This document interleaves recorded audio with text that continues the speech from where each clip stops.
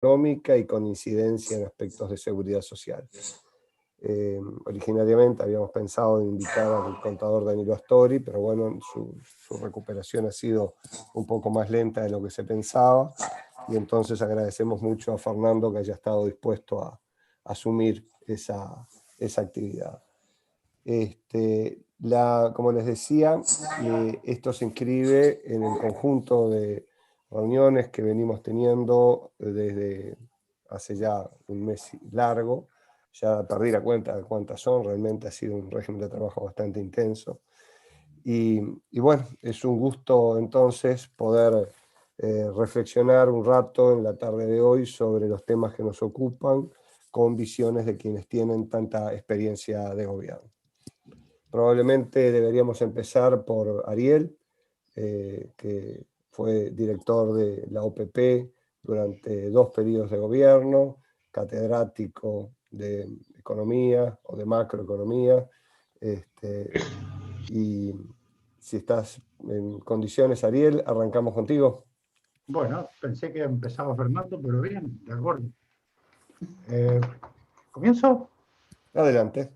Bueno, comienzo agradeciendo la invitación en un tema que he tenido ocasión de ocuparme en los últimos 50 años aproximadamente.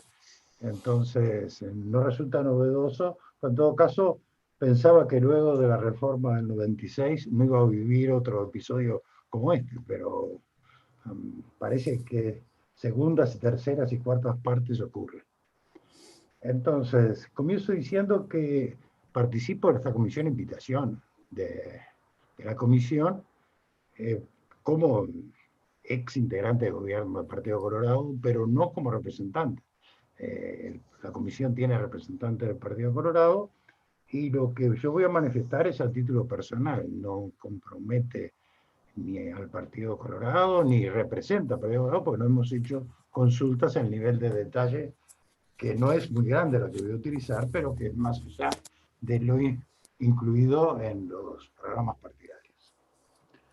La comisión, de acuerdo con lo que hablé con Rodolfo, se ocupa efectivamente no de toda la seguridad social, sino de los seguros relacionados con los riesgos de invalidez, vejez y sobrevivencia, digamos, lo que comúnmente llamamos previsión social.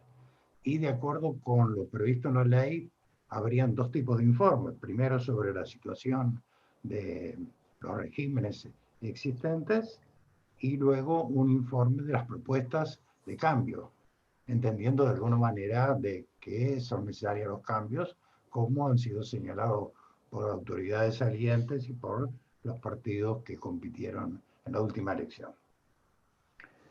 En el régimen de previsión social se distingue un componente que es el principal, el mayoritario, que cubre a la mayor parte de la población, entre 80 y 90% de la población, que es administrado por el Banco de Previsión Social, con participación de AFAPS y del Banco de Seguros en la parte de aseguradoras, y varios regímenes particulares que, en principio, dadas sus modalidades, se justifican nada más que históricamente. Nadie que armar un sistema pensaría armar un sistema tan extraño, con componentes tan diversos para atender los mismos fenómenos, inclusive personas que cumplen las mismas tareas. Un contador puede funcionar como contador del Ministerio de Defensa, tiene un régimen, como contador del Ministerio de Economía, tiene otro régimen, como trabajador independiente, tiene otro régimen, y tal vez en el régimen, ingresar al Ministerio Interior y tener otro régimen y para los mismos tipos de tareas. En todo caso, eso hace de que haya que examinar o al menos hacer alguna referencia a los problemas que puede tener el régimen en general, todo el sistema, llamando sistema a esta suma de regímenes muy distintos, y cuáles son los problemas particulares, los problemas que crea que hayan sistemas tan distintos, sobre todo para los ciudadanos que tienen que lidiar con estos temas, y los tipos de reformas o adecuaciones o como se le quiera llamar, que sea conveniente adoptar o necesario para estos sistemas, dadas las previsiones que han sido muy analizadas por otra parte por el presidente de la comisión. En el libro que tuvo la amabilidad de regalarme, realmente es fantástico el grado de información sobre el tema y el manejo armónico de tales. Entonces, en gran parte voy a sonar que estoy repitiendo los temas que él maneja. Pensé manejar primero otros temas de información y luego los de reforma de todo el sistema, pero voy a primero comenzar por el sistema global, el que comprende la mayor parte de la población, el regido en principio por la ley de septiembre del 95. Y diría que el sistema en su conjunto, y recogiendo temas manejados por Rodolfo en su libro, pero reiterándolo simplemente, se puede considerar la cobertura del sistema, la suficiencia y la sostenibilidad financiera. En cuanto a cobertura, en general es reconocido internacionalmente y regionalmente que Uruguay tiene una cobertura casi total, casi, un total muy próximo al 99% de las personas de cierta edad, más de 70 años, por ejemplo, tienen algún tipo de beneficio. Solamente están excluidos aquellos que, no habiendo trabajado, tengan un nivel de ingreso tal que no justifique el cobro de pensión a la vejez. Así que como cobertura, en principio, no hay problemas en Uruguay, y si se quisiera llegar al 100% de la cobertura, bastaría con eliminar la condición de ser solvente o no disponer de otro ingreso para el goce de la pensión a la vejez, y tendría muy ligero aumento del gasto y se tendría la cobertura total, no casi total. En cuanto a la suficiencia, es muy discutible lo que es suficiente para la vida, pero en general algunos indicadores son muy ilustrativos.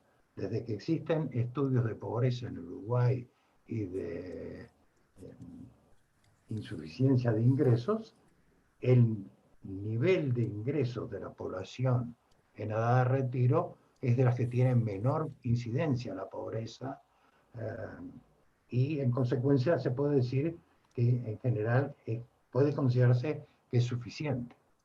Se puede pensar en mejorar posiblemente los niveles inferiores, pero no es un tema urgente.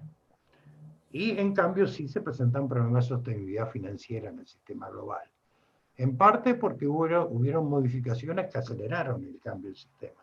Pero de todas maneras estamos en algo así como 26 años de cuando se comenzó a estudiar el cambio que se hizo en el año 95, que comenzó en octubre del 94, cuando empezaron a convocarse una comisión similar a esta, con menor alcance.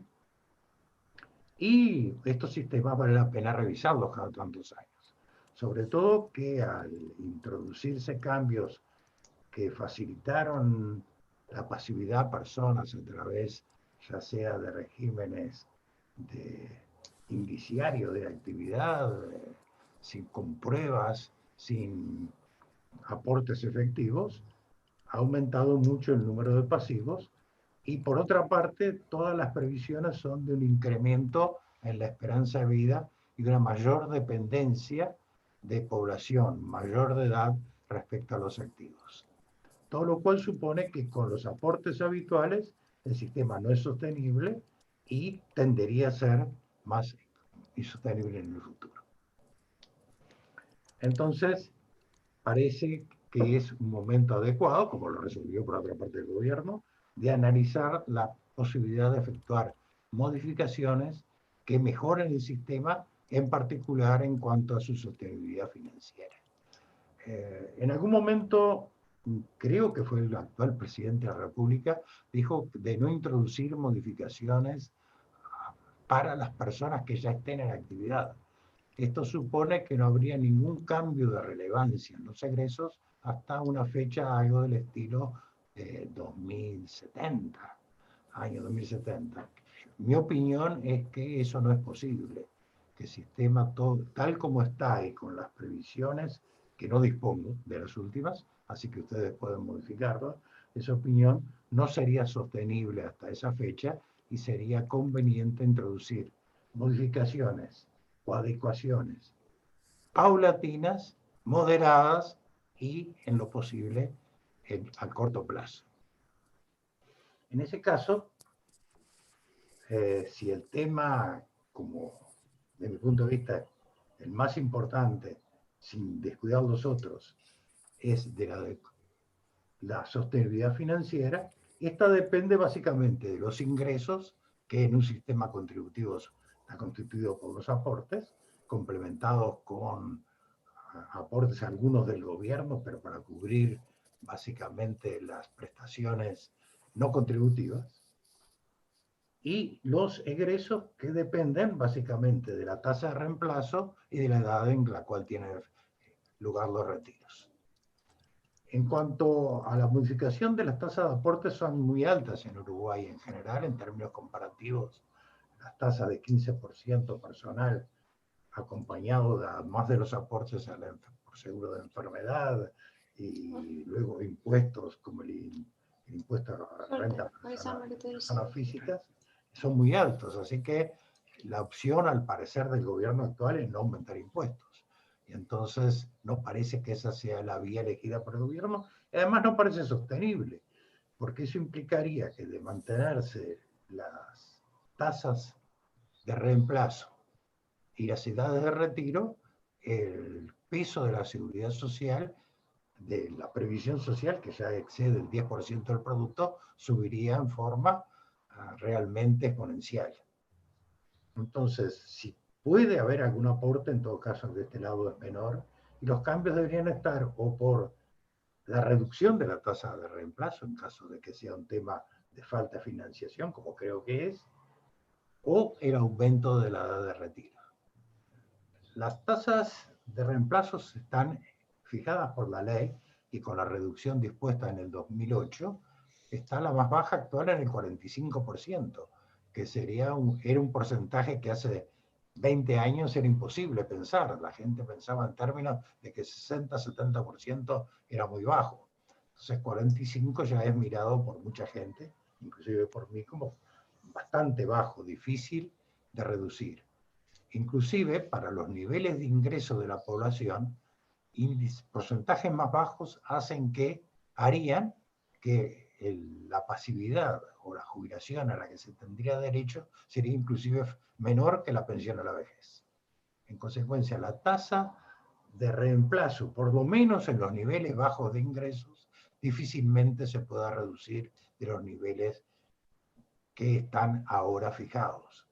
Y eso podría superarse diciendo, bueno, la tasa de reemplazo es la vigente actual, 50-45% son las menores tasas, de acuerdo a la cantidad de años de trabajo, para un ingreso que fuera algo así como 2 veces y media la pensión a la vejez, y para los ingresos superiores una tasa menor.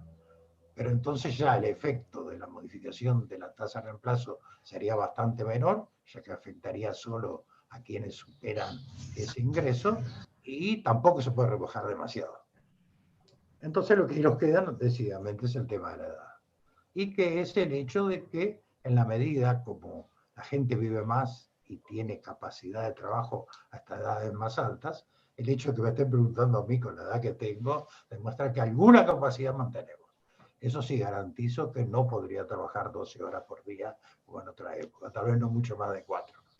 Pero en todo caso, después de los 60 años, 65, muchas actividades se pueden cumplir, y entonces es posible encarar un aumento de la edad de retiro. Mi opinión sería, después de la experiencia negativa de que pegar saltos no se pegaron en su momento, pero se dejaron para 20 años más tarde, que quedaba muy lejos, que la gente fuera totalmente al nuevo sistema si tenía menos de 40 años, apareció el tema de los sesentones o cincuentones, es de que esto se hiciera lentamente, que si hubiera que levantar las tasas las edades de retiro, o se diera un aumento en lo posible, por ejemplo, un año de aumento de las edades de todo el sistema, toda la edad de retiro, de la edad de derecho a la pensión a la vejez, cada 3 años calendario, cosa de que si hubiera que aumentar 4 años, se demorara 12 años en aumentar el cambio, si hubiera que aumentar 5 años serían 15 años, y solo quedarán afectados quienes hoy tienen menos de, con 5 años, que tengan menos de 45, o sea, que los que estén cerca al retiro no se vean demasiado afectados en su edad de retiro.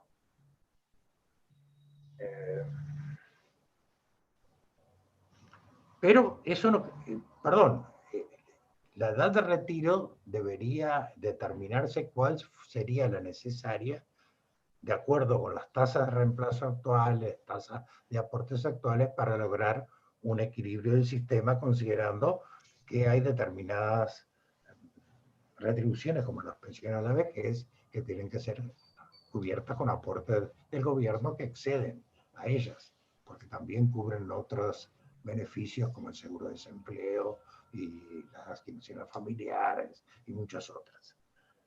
Pero en todo caso, yo haría un cálculo con las actuales previsiones de edad y luego establecería algún artículo que permitiera posteriormente una adecuación de las tasas hacia arriba o hacia abajo. Si esta pandemia termina afectando con la esperanza de vida, tal vez se podría hacer una adecuación hacia abajo de las edades, de acuerdo con la esperanza de vida.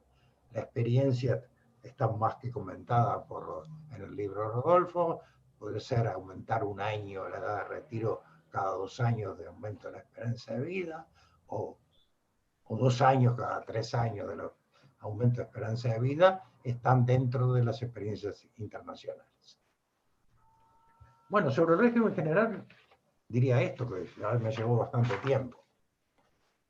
Los otros sistemas, que comprenden 3 cajas paraestatales y 2 sistemas centralizados dentro de la Administración Central del Gobierno, dentro del Ministerio de Defensa y Ministerio de Interior, son totalmente diferentes. No contienen coeficientes de ahorro, los sistemas de aportes son muy disímiles, algunos ni siquiera suena a caja de jubilaciones. Por ejemplo, me extrañó ver, porque yo pensaba poner ejemplos de cómo en la caja de profesionales alguien sin trabajar ni un día como profesional independiente se jubila por una caja que está proyectada para trabajadores independientes. Pero como los que asistieron dijeron que tal vez el 45% de los aportantes realmente no trabajan como trabajadores independientes, en realidad la caja para todos ellos se ve como una especie de adicional a la jubilación por otros motivos y como un sistema de ahorro que no tiene ninguna vinculación con el trabajo que se hace. Se paga de acuerdo con una escala, habiendo pagado tantos 30 años como mínimo, la experiencia mía fue que 30 años exactamente, y sin haber trabajado ningún día, no fue mi experiencia, uno puede jubilarse, puede retirarse por la caja. Eso no tiene ningún inconveniente, es lo que hace la gente cuando contrata seguros, no tiene por qué trabajar, si contrata un seguro de vida, no tiene por qué trabajar especialmente para hacer depósitos en bancos, pero ninguno de ellos tiene un subsidio o un complemento con aportes de la comunidad para que la gente se retire. Y eso crea ciertas dudas digamos, morales, de que gente que recibió formación educativa sin pagar por la enseñanza gratuita, tuvo acceso gracias a un mayor nivel de vida, además recibe aporte lo demás para tener un régimen de retiro superior a que lo demás. Parece hasta un poco mucho. Otros sistemas se basan en una especie de impuesto a las ventas de inmuebles, como es el de la caja notarial, que entra en dificultades, como también tuve ocasión de leer en la prensa, básicamente porque el número de ventas no crece, el número de profesionales es muy bajo, es menos del 0,5% de la población, pero sin embargo se feminiza y en consecuencia la esperanza de vida es más alta, los reajustes de acuerdo con la Constitución, y ahí vienen otras limitaciones, son más altos que los aumentos de las recaudaciones, también entran en crisis. Entonces, sobre esos sistemas, creo que además de presentar un informe sobre su situación financiera y expectativas, valdría la pena presentar un informe sobre cuáles son los elementos diferentes, diferenciales o privilegiados, o como se le quieran llamar, que tienen sus sistemas. Retiros a menor edad, retiros con mayor tasa de reemplazo, retiros sin vínculo con los trabajos efectuados, etc. creo que sería bueno que la comisión presentara un informe como para justificar algún tipo de medida que hubiera que tomar en ese sentido, si la comisión y el Poder Ejecutivo, naturalmente, en este tema es el que manda, por la Constitución también, ya que todos los cambios requieren iniciativa del Poder Ejecutivo. Así que en eso depende de quienes tienen capacidad para resolverlo. Pero en todo caso es bueno plantear que estas situaciones diferentes en general no son sostenibles. No vi que la comisión recibiera representantes de la caja militar y policial, pero naturalmente que esas cajas se financian totalmente con recursos del Estado, una parte deficitaria, parte de los aportes, pero también todos los aportes son de impuestos. Entonces, forman parte de obligaciones generales y que sin duda pueden requerir un tratamiento especial. Por ejemplo, hacer trabajos bonificados, los maestros, los militares podrían tener un tratamiento similar, pero no tendrían en principio, moralmente por lo menos, o de un punto de vista simétrico, si no quieren llamarlo de igualdad, no tienen simetría en su tratamiento con los demás regímenes. En ese caso, creo que si se decidiera efectuar algún tipo de modificación en el sistema general, deberían efectuarse por lo menos, aparte de lo que precisen necesariamente, cambios en los otros sistemas que por lo menos tengan efectos equivalentes, o sea, para no aumentar las desigualdades que existen. Los sistemas son diferentes, pero normalmente se los ve como más beneficiados. Por algo, los que prestan el sistema no quieren modificarlo, no quieren ingresar al sistema general, y se puede ver con los niveles de beneficios que perciben, los promedios y demás, que son tratamientos que fueron eliminados paulatinamente en el régimen general que maneja el Banco de Previsión Social. En consecuencia, la propuesta sería ninguna, de hecho, salvo tratar de contemplar el tratamiento igualitario. En todo caso, puedo tratar, ya en términos de sueños e imaginación, pensar algo de muy de futuro. Es decir, quienes ingresen a cualquiera de estos regímenes, que estén en las condiciones de inclusión en esos regímenes, que ingresen a trabajar luego del 1 de enero del año 2022, adelante, ingresan al régimen general administrado por el BPS, al sistema de aportes y beneficios de este, con las bonificaciones que correspondan, con los cambios que requiera el tratamiento de los profesionales universitarios, los militares, los policías, por las especificidades, con bonificaciones y demás, pero con algo que sienta que pertenecen a un sistema que guarda simetría con el 90% de la población. Bueno, por el momento estoy acá, después si hay preguntas o comentarios, con mucho gusto. Muchas gracias, Ariel. Antes de darle la palabra al economista Lorenzo, un comentario nada más. El 17 de este mes vamos a estar recibiendo al Ministerio de Defensa Nacional para conversar sobre retiros militares. El 18 vamos a estar recibiendo el Ministerio del Interior para hablar sobre retiros policiales, y en ese caso ya vamos a tener pronta una proyección de mediano y largo plazo que está en este momento siendo preparada por los servicios técnicos del BPS. Eso para adelantar alguna información sobre lo que decía Ariel al respecto. Como siempre, muy claro, y bueno, Fernando, adelante, por favor. No te estamos oyendo, Fernando. Estás en mute.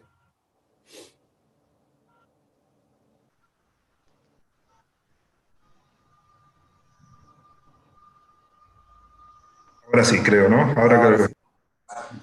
Bueno, decía que primero agradecer la convocatoria a participar de esta reunión de la comisión y presentar de algún modo qué tipo de comentarios o aportes puedo realizar a lo que es el trabajo que está realizando la comisión de expertos. Y quiero dividir un poco estos comentarios en tres partes. Una tiene que ver inicialmente con el tema de por qué y para qué reformar la seguridad social en Uruguay, tratando de entender un poco cuáles son argumentos sólidos, a mi entender, que hacen que valga la pena volver a tratar una reforma tan importante de una política social tan clave como es esta, y además que involucra un volumen de recursos muy considerables de la sociedad y de recursos fiscales directamente provenientes de rentas generales.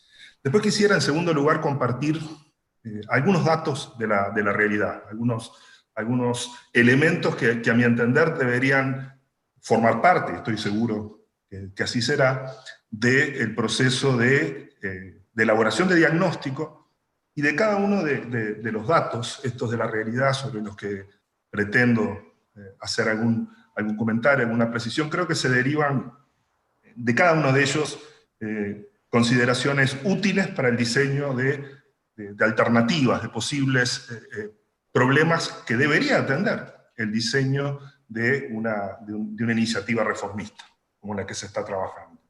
Y en tercer lugar quisiera hacer unas breves consideraciones finales, digamos, a modo de opinión personal relativa a algunos aspectos que dentro de una vastísima agenda de temas que deben ser considerados y que están siendo considerados por la Comisión, creo que podrían ser aportes más directos respecto a lo que el contenido de las iniciativas de reforma que se planteen deberían considerar o a qué elementos no deberían.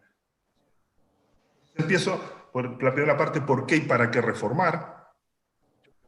Hay conciencia respecto a que hay un conjunto de tendencias estructurales, de fondo, profundas, en Uruguay, que tienen carácter global, que impactan de manera específica, tienen que ver con transformaciones tecnológicas y con el proceso de envejecimiento de la población. Es bien sabido, la Comisión ha trabajado, ha recibido informes importantes sobre algunas de estas materias, y claramente estas tendencias estructurales hacen que pensar en perspectiva sobre realizar ajustes o adecuaciones al sistema de seguridad social está bien justificado a la luz de estas tendencias estructurales. En segundo lugar, ya esto no es una tendencia estructural, sí hay que tener en cuenta que Uruguay, si bien tiene una posición bastante favorable a nivel regional, en varios de los indicadores de los sistemas de seguridad social, en materia de cobertura, de suficiencia, etc. En términos de cobertura activa, pero sobre todo en términos de densidad de cotizaciones, nosotros tenemos distancias muy importantes respecto a los países pertenecientes a la OCDE. Por tanto, tenemos posiciones comparables o mejores en la región, pero hay una agenda de fondo relativo a poder seguir fortaleciendo nuestro sistema de seguridad social a la luz, insisto, de estos dos indicadores, uno que tiene que ver con la cobertura activa, que Uruguay tiene alta en la comparación regional, pero que no es así en la comparación con los países de la OCDE, o con el grupo principal de países de la OCDE, y esa situación en materia de densidad de cotizaciones que hace que estemos en una posición, ahí sí, en principio bastante lejana a la de estos países. Hay algunos aspectos coyunturales también que va a haber que tener en cuenta, y que la Comisión, es indudable que la Comisión está trabajando y está analizando estos temas en unas circunstancias macroeconómicas y sanitarias muy peculiares, y estas circunstancias tienen toda podemos hacer la conjetura de que van a impactar, y que van a impactar fuertemente sobre los mercados laborales, y que van a impactar a través del impacto en los mercados laborales y sobre las finanzas públicas en general de los países, y habiendo sistemas de reparto como hay en Uruguay, en varios de los subsistemas que tenemos en nuestro país, claramente lo que pase con el proceso de recuperación de la pospandemia y la forma en que esto se termine transmitiendo al mercado de trabajo, creo que agrega, y a las finanzas públicas en general, creo que agrega un elemento que debería prestarse atención, porque no estamos discutiendo esto en cualquier circunstancia, lo estamos discutiendo en unas circunstancias que tienen ciertamente una excepcionalidad desde el punto de vista económico, y que además un sistema que tiene la importancia que tiene en todos los países, y que además depende, en mayor o menor medida, en nuestro país bastante, de las finanzas públicas, no puede obviarse esta cuestión en la discusión y en el análisis que la Comisión está realizando. Pero hay también, son elementos de contexto internacional que no involucran solamente a nuestro país, pero sí hay desafíos específicos. En Uruguay, hay realmente en Uruguay razones para preocuparse por la sostenibilidad financiera de algunos de los sistemas contributivos, y eso hay que hacerlo además en un marco que hay que tratar de preservar, si es posible mejorar también, los niveles de cobertura y de suficiencia que tienen las prestaciones en Uruguay, en los subsistemas. Por tanto, es un problema de sostenibilidad financiera en un contexto en el que van a arbitrar fuertemente las decisiones que se toman para restablecer condiciones de sustentabilidad financiera con logros, avances o posiciones que nuestro país ha tenido. Esto es un elemento específico del Uruguay. El segundo es un tema específico de Uruguay, y es que la pluralidad de subsistemas que hay, las diferentes cajas, los diferentes sistemas de retiro, el funcionamiento del sistema BPS, AFAPs, aseguradoras, deja planteados un conjunto importante de inequidades intrageneracionales, o sea, trabajadores que con historias en materia de retribuciones percibidas similares, obtienen resultados completamente diferentes a la hora del retiro. Y eso, creo que en una instancia de este tipo, esto merece ser evaluado, y si es posible, corregidos. Quizás no drásticamente, porque en Uruguay las reformas tienen que... La economía política de las reformas requiere gradualidades, ajustes, cuidados, equilibrios, pero es impensable pensar en una visión general del sistema en la que no se tenga en cuenta que existen, y este es un desafío específico de nuestro país por las propias características del sistema de seguridad social, inequidades intrageneracionales importantes.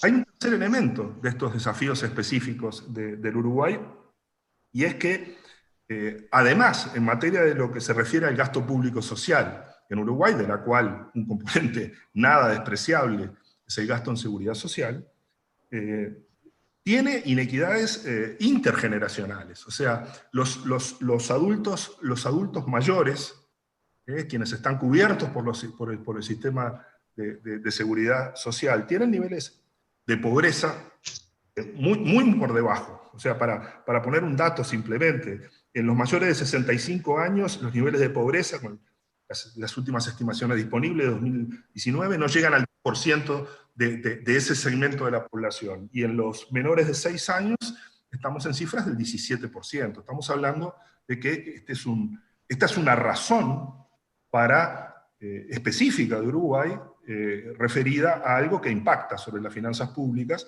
y que impacta sobre el gasto público social en particular. Y claramente,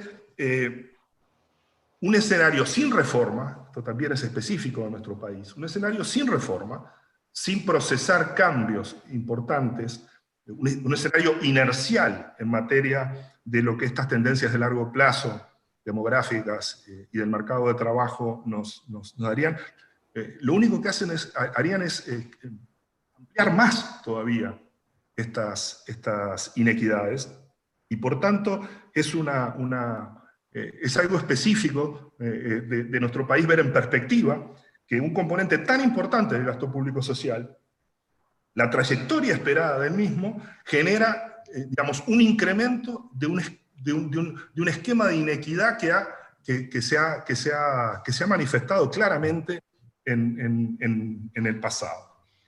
Estos son, me parece, algunos elementos, tratando de combinar aspectos más estructurales, algo que tiene que ver con el proceso de recuperación post-pandemia, y algunos elementos particulares de la situación uruguaya que creo que sirven para justificar o al menos aportar algunos elementos básicos de cuáles deberían ser las pistas para entender las razones, los por qué y el para qué de una reforma de este tipo. Ahora quisiera, como les decía en segundo lugar, quisiera compartir algunos datos de la realidad que hay que tener en cuenta. Creo que cada uno de ellos hay mucho para extraerle, pero estas pinceladas que pretendo compartir con la comisión creo que ayudan a identificar puntos claves, puntos medulares que hay que tener en cuenta de esta realidad que tenemos. El primero tiene que ver con efectos distributivos del gasto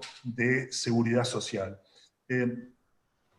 Claramente el gasto de seguridad social contribuye a obtener, en lo que se refiere a las retribuciones del sistema, las remuneraciones, jubilaciones y pensiones, tiene un mejor índice de desigualdad que lo que tiene en general los ingresos laborales en su conjunto.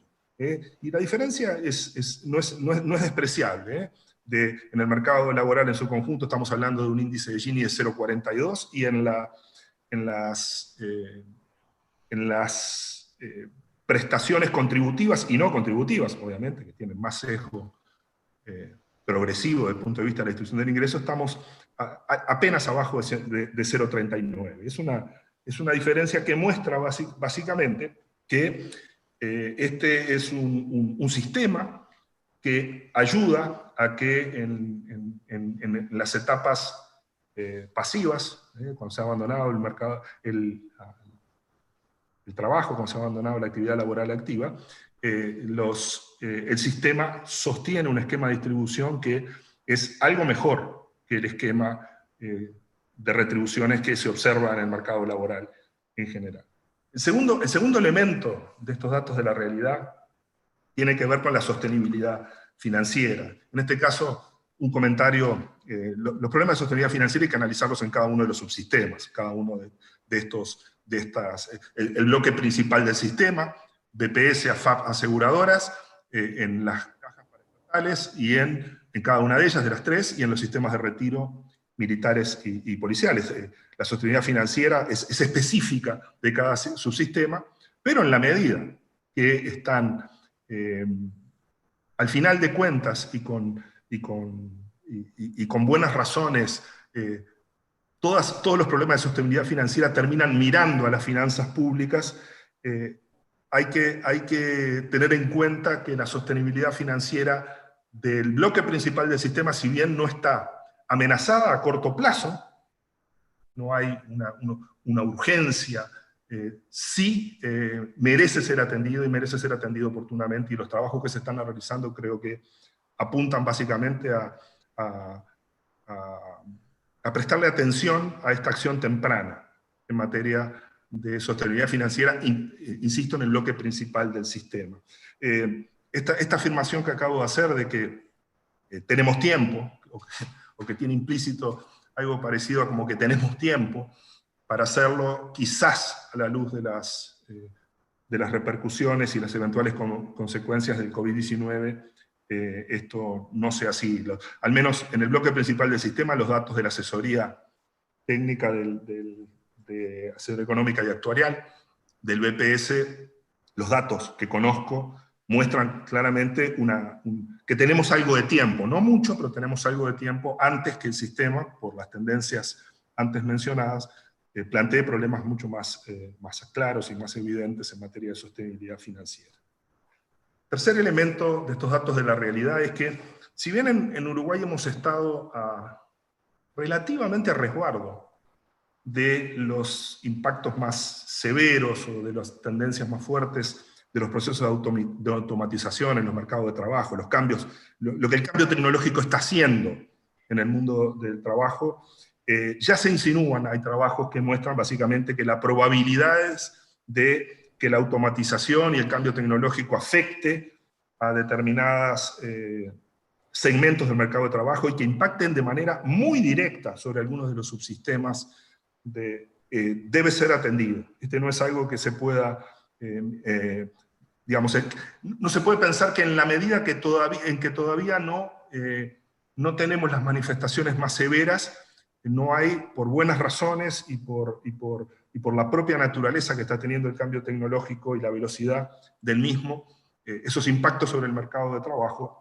sin lugar a dudas, van a tener, o pueden tener consecuencias, y sostener los niveles de formalidad actuales, que son elevados en la comparación regional al menos, es algo que puede estar amenazado por estos procesos y debe ser tenido en cuenta en el momento de pensar alternativas, y pensar básicamente, tener claro en qué el esquema de probabilidades de que estos procesos impacten, y tener soluciones específicas para algunos de los problemas que ya se plantean, y para los que no se plantearon todavía, tener algún mecanismo de revisión, análisis y seguimiento de estas cuestiones, porque llegar tarde es costoso en este sentido.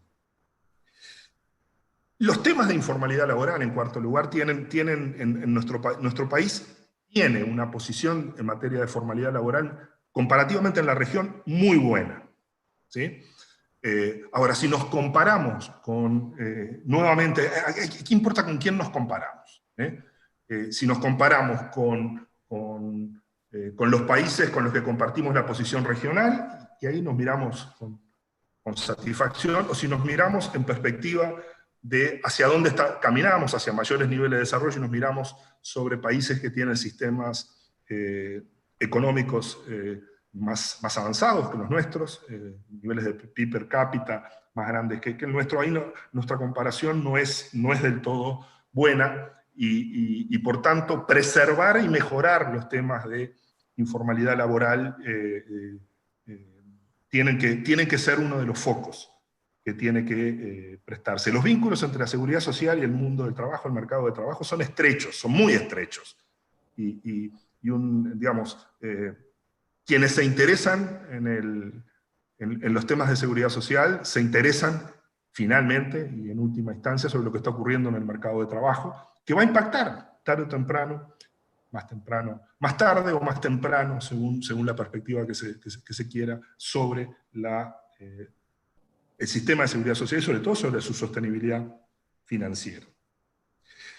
Un quinto comentario de estos datos de la realidad, estos elementos que, a mi entender, habría que tener en cuenta y jerarquizar.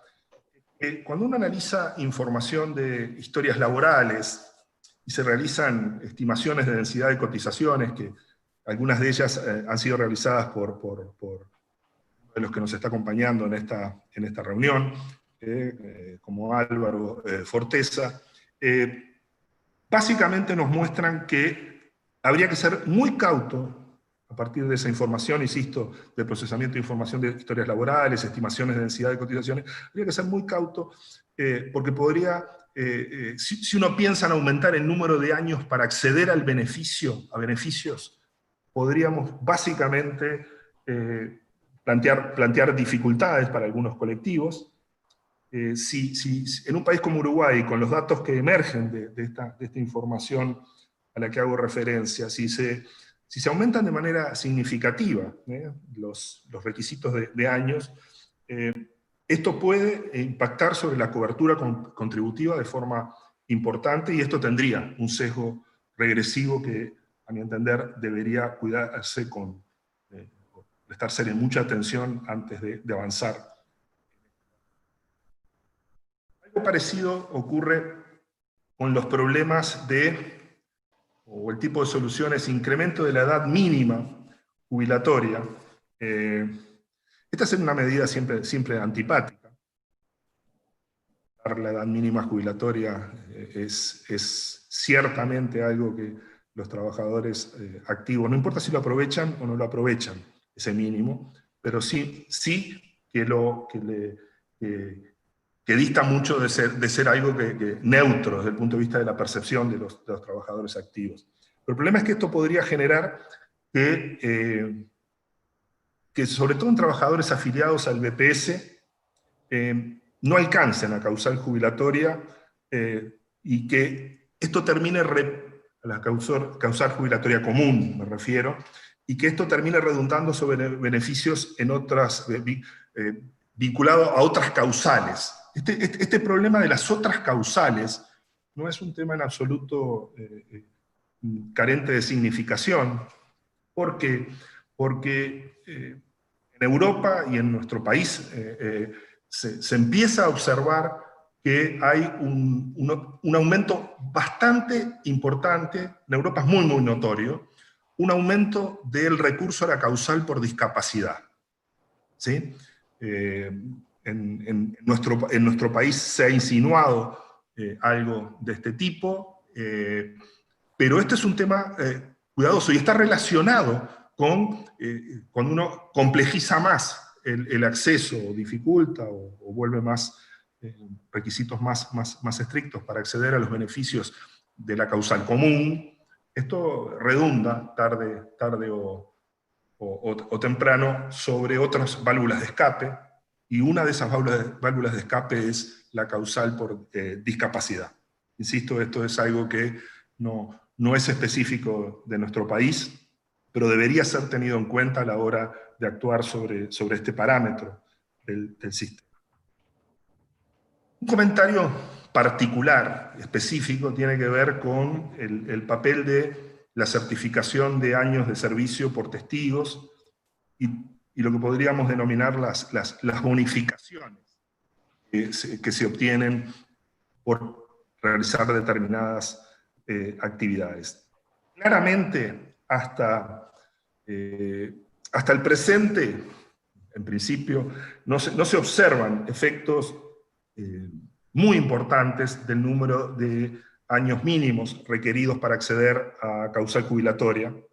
Es porque está este mecanismo todavía existe y todavía se usa a través de los mecanismos de prueba, a través de testigos y la existencia de bonificaciones que benefician a algunos trabajadores. Ahora, claramente, si aumentáramos la cantidad de años requeridos para obtener los beneficios, es posible que opere de manera, en un contexto en el cual la causal, el recurso a testigos o la revisión de determinadas bonificaciones estuvieran en entredicho. Esto podría tener sesgos recesivos que entiendo deberían ser tenidos en cuenta. El último dato de la realidad que entiendo merece ser destacado, tiene que ver con los rendimientos jubilatorios, o sea, con la perspectiva individual que vincula básicamente en cada uno de nosotros como cotizantes primero y después como perceptores de beneficios en el futuro, cómo es la relación entre lo que uno aporta y lo que recibe del sistema jubilatorio. Y los datos, yo sé que van a compartir la Comisión en los próximos días un informe muy completo de parte del Observatorio de Seguridad Social de CIMBE, pero claramente los rendimientos jubilatorios en Uruguay están por encima de los que resultarían de la neutralidad actuarial. O sea que lo que se percibe como pasivo es una cifra, desde el punto de vista actuarial, superior a la que fueron los aportes realizados por los trabajadores activos. Este es un fenómeno extendido, y es un fenómeno, por supuesto, que debe ser analizado con cuidado. Aquí hay aspectos técnicos vinculados a la tasa de descuento que se utiliza, pero más allá de los problemas técnicos, este elemento hay que tenerlo en cuenta a la hora de diseñar y pensar reformas en el futuro. Estos son los elementos que quería compartir relativo a aspectos de la realidad, que deberían ocupar cada uno de ellos un lugar en el diagnóstico y que tiene implicaciones sobre el diseño de propuestas reformistas. Y ahora quisiera compartir con ustedes, ya para terminar, para no extenderme más de lo que estaba previsto, algunas consideraciones finales. La primera es que tiene que ver con que, a mi entender, es completamente inconveniente recurrir para restablecer los problemas de sostenibilidad financiera del sistema, recurrir a aumentos de los aportes personales y patronales. La imposición al trabajo en Uruguay es alta en la comparación regional, y no parece un camino que debería ser recorrido. O sea, aumentar las contribuciones especiales a la seguridad social, como le llamamos en Uruguay, pero que básicamente son sistemas contributivos personales y patronales, según el sector en el que estemos considerando, y yo creo absolutamente inconveniente aumentar las alícuotas de estas tasas. En segundo lugar, a la luz de algunos de los comentarios que hice anteriormente, esos datos de la realidad, esas pinceladas de lo que caracteriza al sistema de seguridad social uruguayo y de algunos rasgos del mercado laboral, yo entiendo que no es conveniente incrementar el número de años de servicio para acceder a causal jubilatoria común. Esto es aún más importante, se tiene en cuenta que en el futuro ya no se podrán justificar años a través de testigos. Y esto podría impactar, si se adoptara una medida de este tipo, que yo creo que sería inconveniente, y para mí impactaría directamente sobre los niveles de cobertura y tendría efectos regresivos. O sea, en la reforma del 96 se exigía 60 años de edad y 35 de servicios, en el 2008 se bajó a 30 años de servicios. Yo creo que no se debería volver atrás.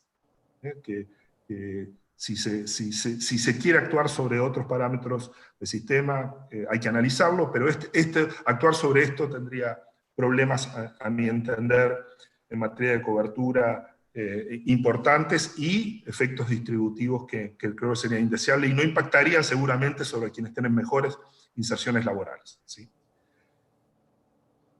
Un comentario particular es que yo creo que esta instancia, de la cual ustedes están formando parte, y de que el debate seguramente va a generar un intenso debate en la sociedad y en los sectores involucrados en cada uno de los subsistemas y la sociedad en su conjunto, yo creo que tiene que ser una excelente oportunidad para transparentar, si no se pueden corregir significativamente, no hacerlo, pero sí transparentar las inequidades intrageneracionales en el tratamiento de trabajadores que están cubiertos por distintos subsistemas, ¿sí?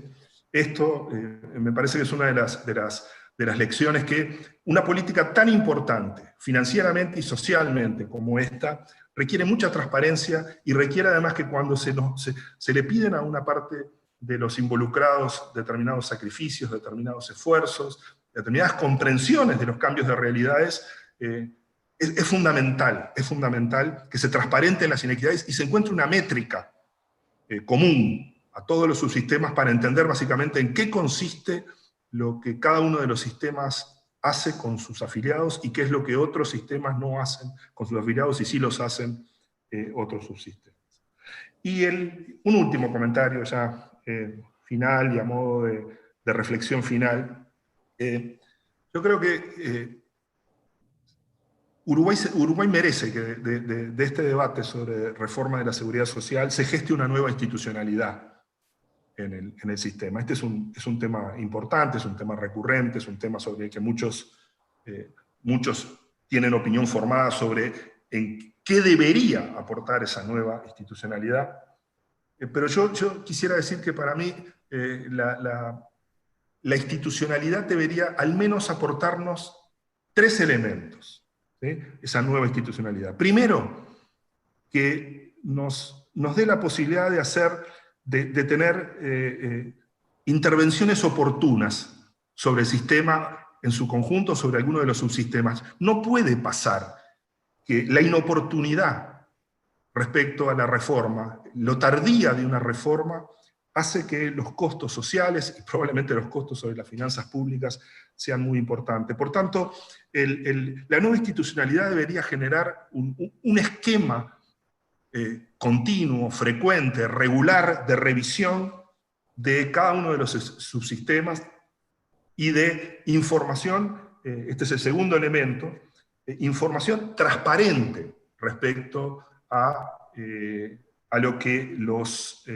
al tratamiento y a los problemas que tienen cada uno de estos subsistemas.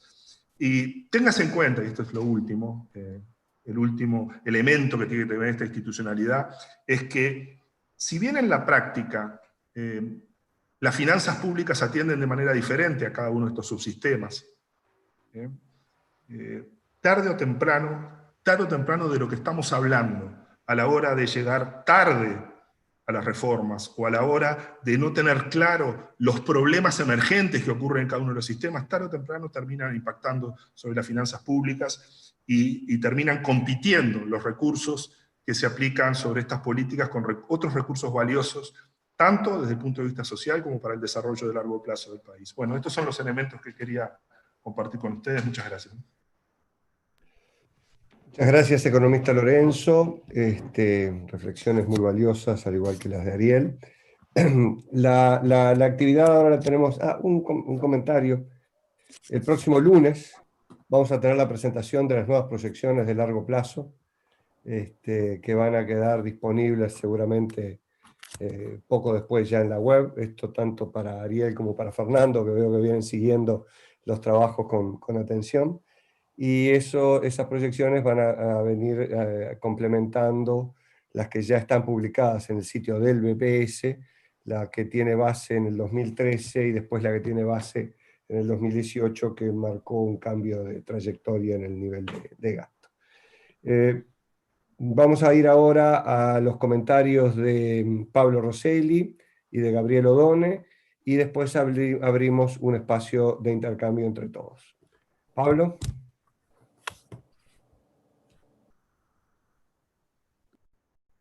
Buenas tardes a todos, muchas gracias a la comisión por invitarme. Yo voy a compartir algunas reflexiones más bien orientadoras, algunas opiniones, aclarando que estoy lejísimo de ser un especialista en seguridad social, más bien soy un macroeconomista observador, digamos. Estoy muy de acuerdo con los comentarios y reflexiones que plantearon tanto Ariel como Fernando. A mí me parece que un tema fundamental, digamos, de economía política es esto que decía Fernando de transparentar las inequidades. Hay muchos mitos detrás de las discusiones de la sociedad en materia de seguridad social. Hay un tema fundamental que no se entiende bien en Uruguay, es que el régimen contributivo de seguridad social es bastante poco contributivo. Eso uno lo puede mirar del lado macro, porque si tengo bien los números, más de la mitad del gasto en seguridad social del Uruguay proviene de recursos públicos, digamos. La otra forma de mirarlo es lo que planteaba Fernando recién, de que la tasa de retorno, digamos, de la contribución a la seguridad social, digamos, es muy alta en relación a una de mercado, o que actuarialmente, digamos, es muy favorable, porque esa no es la percepción que la sociedad predomina sobre la seguridad social. Predomina justamente la contraria, de que uno aporta mucho y recibe poco. Y yo creo que esta comisión debería, digamos, trabajar sobre esas premisas, digamos. Tratar de corregir esas premisas. Otro mito importante, digamos, es que la pobreza se concentra en la vida del adulto mayor, que va en contra de todos los datos que tanto Ariel como Fernando mostraron y que son públicos, y no importa cuánto machaquemos los economistas, está instalada la percepción de que en la edad adulta, digamos, es una situación de reducción demasiado significativa de los ingresos. Y el corolario de eso es que se visualiza a las pasividades como una política de corrección de la pobreza, digamos, ¿no? Lo cual es otro error, digamos, bastante importante. Creo que esta comisión debería trabajar al momento de la comunicación sobre esos puntos. Voy a hacer algunos comentarios sobre distintos tópicos rápidamente. El tema de una mejor institucionalidad ha sido planteado por un montón de especialistas. Fernando hablaba de que esa nueva institucionalidad tiene que traer más oportunidad a las reformas. Claramente esa institucionalidad tiene que ocuparse de supervisar a todos los subsistemas. No puede haber, hoy tenemos arreglos totalmente inaceptables ahí. desde el punto de vista de cómo corregir el desbalance financiero del régimen general. Estoy de acuerdo con lo que planteaba Fernando, de que no es conveniente aumentar las aportaciones, no es conveniente aumentar los años de servicio. El Uruguay ya tiene tasas de aportación altas, tiene un sistema, digamos, que castiga mucho el empleo en un mundo, digamos, en el mundo que se viene, digamos, el castigo tributario al empleo va a ser en el margen cada vez más severos y repercute ferozmente en la población joven, digamos, ¿no? Uruguay tiene un desempleo juvenil muy, muy elevados, y bajar la informalidad laboral desde los niveles actuales de algo más de 20% a los promedios de la OCDE de más del torno del 10%, que es hacia donde tendríamos que ir, va a ser una prueba súper dura. Digamos. Mi intuición, y es una intuición, discúlpenme que sea solo eso, es que no alcanza con supervisión, digamos, ¿no? Digamos, estamos en un nivel de informalidad donde hay ecuaciones económicas que impiden que la informalidad baje más. Me parece que en definitiva, al final del día va a haber que trabajar sobre una combinación de edades de retiro, tasas de reemplazo, aunque Ariel mencionaba muy bien que las tasas de reemplazo son de por sí ya bajas, por lo menos al comienzo. Probablemente sobre el sueldo básico jubilatorio. Yo creo que no hay muchos argumentos para no incorporar toda la vida laboral en el cálculo del sueldo básico jubilatorio a partir de ahora, digamos, donde ya desde el 96 tenemos las historias laborales. Creo que hay un tema que no se mencionó hoy, pero que está en discusión, es esto de permitir la jubilación parcial, que es un tema que tiene algunas buenas razones, pero también me parece que involucra algunos riesgos. Capaz una forma alternativa a esto es pensar en regímenes de aportación y de cómputo de sueldo básico jubilatorio diferentes para quienes ya han configurado una causal jubilatoria, y que de alguna manera sea un esquema que premie la postergación de la jubilación con una reducción fuerte en la cantidad de trabajo y en los ingresos, que hoy, en la lógica actual, trabajar menos baja el sueldo básico jubilatorio en la mayor parte de los casos. El tema de una mayor convergencia de los sistemas, creo que no podríamos salir a mí no, digamos, sería muy decepcionante que saliéramos de todo este proceso participativo y tan estudiado sin un imperativo de que tiene que haber una mayor convergencia de los subsistemas. Me conformo con mayor convergencia porque hay restricciones de economía política, y me parece bien lo que decía Fernando, que es, en parte se corrigen las inequidades, en parte por lo menos se explicitan, digamos. Creo que tenemos que incorporar la lógica de que los subsistemas, digamos, paraestatales, si requieren más apoyo estatal, tienen que tener hay que llamar a los pasivos actuales a contribuir con eso, digamos, ¿no? La experiencia de la caja bancaria, que tiene muchos problemas, creo que es algo que no puede dejar de pasar. La caja militar es un capítulo aparte, digamos. De hecho, yo creo que en términos macroeconómicos los principales desvíos que hemos tenido en los últimos años, en buena medida están allí, y es un régimen, digamos, francamente insostenible el que tenemos actualmente. Por ahí creo que quiero dejar, probablemente a efectos de esta separación entre el combate a la pobreza y el diseño de los sistemas de seguridad social. Rodolfo ha insistido muchas veces en mejorar un perfil no contributivo que asegure un ingreso básico, digamos, ¿no? El sistema ya es bastante no contributivo, pero explicitar, digamos, que en definitiva lo no contributivo es para garantizar un ingreso básico, me parece un elemento fundamental. Y del lado del ahorro individual, creo que hay temas de mejora de diseño, digamos, que hay varias conversaciones por allí. Me parece importante parametrizar probablemente un mecanismo que paulatinamente haga que el ahorro individual vaya creciendo en importancia, digamos, ¿no? Eso me parece que si uno mira los últimos 15 años con un enorme aumento del salario real como tuvimos, digamos, ¿no? Desde el 2003 en adelante, nos perdimos la oportunidad de fortalecer el pilar de ahorro individual. Creo que probablemente no vamos a ver ese auge de salarios en los próximos años, seguramente no, pero deberíamos incorporar alguna parametrización en esa dirección, así como razonablemente, me parece muy razonable las ideas de parametrizar el incremento de la edad de retiro, digamos, e indexar las tasas de reemplazo o el sueldo básico jubilatorio al ratio de dependencia. Creo que tenemos que tratar de dejar algunas cosas un poco más de corrección automática, porque es muy costoso políticamente discutir reformas de la seguridad social. Van a ser inevitables, va a haber más, pero me parece importante endogeneizar parcialmente algunas cosas. Dejo por allí. 5 minutos. Gracias, Pablo. Adelante, Gabriel. Bueno, muy bien. Muchas gracias, Rodolfo, por la invitación. Es un placer para mí estar hoy aquí con ustedes. De algunos de ustedes viejos conocidos y de algunos expertos en la materia. Como dijo Pablo recién, mi caso es igual que el de él, un observador de la situación económica del país y por lo tanto... Ya estás tú. ¿Por eso me pegás? No, ya te en la puerta. Hay alguien con un micrófono abierto, si pudiera silenciarlo, lo agradecería.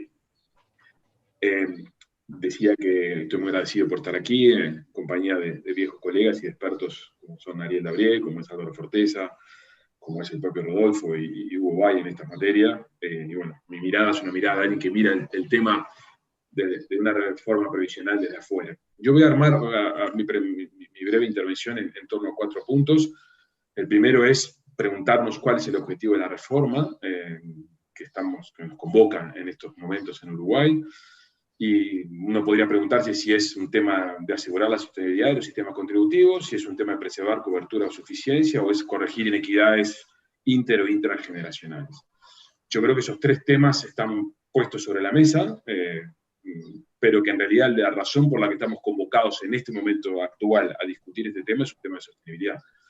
Probablemente muchos de estos temas estructurales están presentes desde hace muchos años, pero la sociedad como tal y el sistema político en particular no estarían convocados a tener una discusión a fondo de este tema si los problemas de sostenibilidad no estuvieran en el horizonte.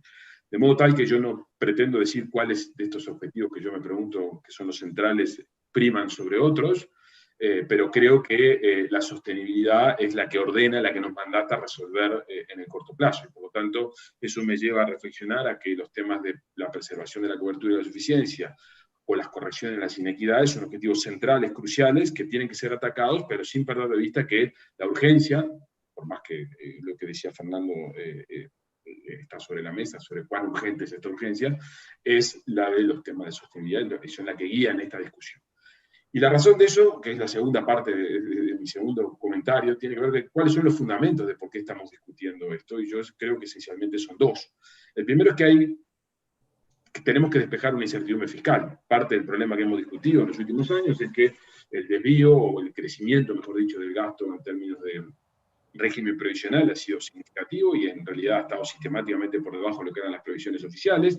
De hecho, nuestro gasto total en previsional era del 8,5% del PIB en el 2008 y hoy en 2019 fue 11%, o sea, un crecimiento de 3 puntos porcentuales.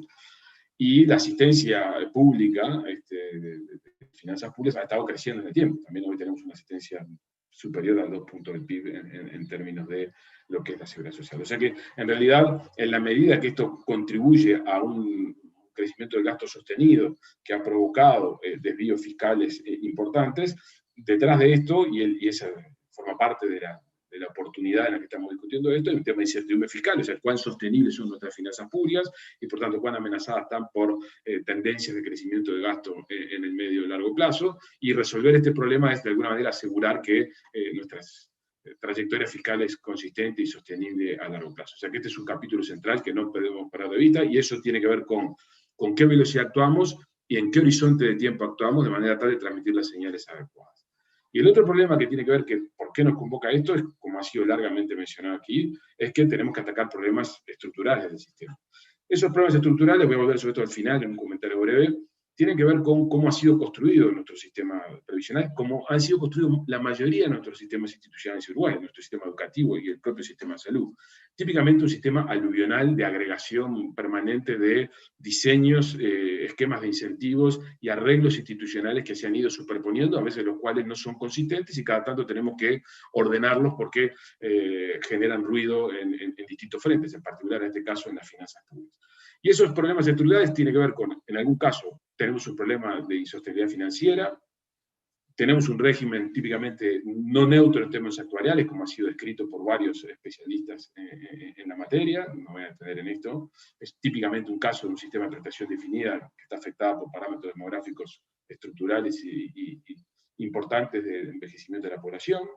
Es un régimen inequitativo, como Fernando señalaba recién. Claramente nuestro sistema de seguridad social corrige las inequidades que el mercado laboral genera en términos de distribución del ingreso, pero, como Fernando también lo señaló al pasar, los subsidios, el hecho de que rentas generales participa de manera creciente, nos hace tener la duda de finalmente quiénes son los que se están beneficiando de esas transferencias que están allí. O sea que el peso de rentas generales importantes en el financiamiento haría que tenemos dificultades para determinar efectivamente las transferencias de quién a quién son. Basta recordar lo que Fernando decía al pasar. En Uruguay, por cada adulto mayor pobre hay aproximadamente 10 niños pobres, y por lo tanto está claro que en términos intergeneracionales nuestro sistema general de finanzas públicas tiene buenas razones para ser revisado, y en particular nuestro sistema provisional también lo es. A su vez, nuestro sistema está fragmentado, como ha sido planteado por Ariel y también por Fernando. Es cierto que no es material, porque las transferencias a los subsistemas que no son el corazón de nuestro régimen, que es el BPS, AFAP, hoy son apenas del 0,1% del PIB, pero son crecientes en el tiempo, y a su vez presentan problemas como fueron señalados. Son sistemas que que tienen prestaciones mejores al promedio, que no necesariamente son un sistema previsional, sino que generan mecanismos de ahorro difusos, y que además tienen problemas financieros, lo cual hace que rentas generales tengan que atenderlos de manera creciente o potencialmente creciente. Por lo tanto, tenemos que tener en cuenta que tenemos un conjunto de subsistemas, activos chicos, en un país chico, que tienen prestaciones definidas, que tienen alta probabilidad de quebrarse y volverse insostenibles ante shocks idiosincráticos, típicamente problemas de empleo o tendencias de cambio tecnológico que afectan a las profesiones que lo involucran. Por lo tanto, este es un tema que nos queremos enfrentar hoy o mañana, pero tarde o temprano lo tendremos que enfrentar. Y a su vez, la oportunidad es que tiene que ver con pagos bastante diferentes en relación al régimen general. Por lo tanto, tanto de lo que son los objetivos de la reforma que finalmente nos convoca, como cuáles son los fundamentos que nos llevan a ella, un tema que yo me permito subrayar, es muy importante que no perdamos de vista los elementos de economía política que van a estar aquí detrás. Las personas que han participado en otras reformas en el pasado, Ariel Gabriel, el principal en esta mesa, saben bien que coordinar digamos, las voluntades políticas, pero sobre todo las voluntades corporativas que va a haber detrás de muchas de estas equilibrios que va a haber que tocar, va a ser muy complejo, y por lo tanto el tiempo dedicado no solamente a qué hacer, sino cómo hacer y en qué tiempo hay que hacer lo que hay que hacer, tiene que ocupar de la comisión y de quienes estén comandando este proceso un espacio largo. El siguiente punto es cuáles son los elementos de reforma que uno debería poner sobre la mesa. Yo diría que aquí hay dos elementos centrales. Una reforma paramétrica, eso aparentemente está sobre la mesa porque tenemos que resolver el problema de la sostenibilidad financiera, y una reforma de arquitectura institucional. Sobre la reforma paramétrica no me voy a alterar mucho porque comparto esencialmente lo que ha sido dicho por Gabriel y por Fernando. No parece haber espacio para aumento de aportes por los incentivos que esto puede generar en el mercado laboral, y particularmente en un contexto de un mercado laboral que está desafiado no solamente por razones coyunturales, sino por razones tendenciales de cambio tecnológico intenso en perspectiva. Tenemos cambios en la tasa de reemplazo, pero están todas las limitaciones que Ariel señalaba, y que además podría sugerir que incluso en términos de objetivos de equidad, la tasa de reemplazo podría requerir aumentos en los colectivos de bajos ingresos, no rebajas, por diversos motivos. Y después está el tema de los aumentos de la edad mínima de retiro, que hay que tener mucho cuidado con esto, en particular en el mercado uruguayo, entre otras cosas por el grado de población joven, ¿no? No debemos perder de vista que un aumento de la edad de retiro podría enlentecer el ingreso de personas jóvenes al mercado laboral, lo cual es un problema porque es donde tenemos que concentrar los principales problemas de desempleo y los problemas de equidad. Y a su vez, como señalaba Fernando también en su intervención, como ha ocurrido en otras jurisdicciones, típicamente la Unión Europea, es un incentivo permanente al uso de otros causales, con lo cual hay que tener mucho cuidado en los diseños que uno tienen que tomar en cuenta aquí. Por lo tanto, si tomamos en cuenta que no hay margen para aumento de aportes, si tenemos en cuenta que los cambios de tasa de reemplazo pueden ir en una dirección u otra, pero que también deben ser manejados con cuidado, y que los aumentos de la edad mínima tienen que ser manejados también con cuidado, la pregunta es qué reforma paramétrica, de qué magnitud material puede venir a socorrernos los problemas de sostenibilidad. Me atrevería a decir que si esperamos de la reforma soluciones sustantivas en términos de la trayectoria del gasto por una reforma paramétrica, creo que podemos estar cometiendo un error, porque por todo lo que hemos estado discutiendo aquí, los cambios que se pueden hacer pueden tener lugar, pero no parecen ser materiales para corregir una trayectoria. Por lo tanto, uno tiene que buscar cosas para hacer en otro lugar, y confieso que al no ser un experto tampoco tengo muchas ideas creativas al respecto. El segundo elemento tiene que ver con la arquitectura, y ahí me parece que esto es fundamental. Las atribuciones institucionales, la impresión que uno tiene cuando mira el sistema afuera es que es un sistema que ocupa el 10% del PIB, el 11% del PIB, pero que no tiene un propietario claro, digamos, de la agenda, y una separación de roles en el sentido clara de quién define las políticas, quién lo regula de manera inequívoca, pero no a una parte del sistema, sino a todo el sistema, quién presta los servicios, quién genera la información. Aquí, como ocurre muchas veces, los actores están superpuestos, el regulador regula una parte, la otra parte es regulada por una gente que presta servicios. Por lo tanto, clarificar las atribuciones institucionales me parece que es un tema central, que entre otras cosas debería contribuir a esto que señalaba Fernando sobre de la flexibilidad y la trayectoria en el tiempo de reformas, que es con lo que quiero terminar.